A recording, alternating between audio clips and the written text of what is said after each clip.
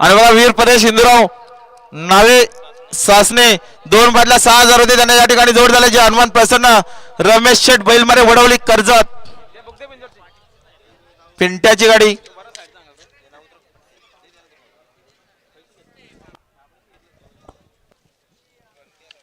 बघा बघा टोल नाका बंद केला बघा.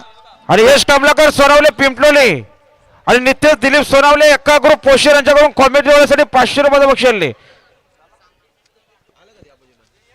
निघाला इकडे वजीर निघाला.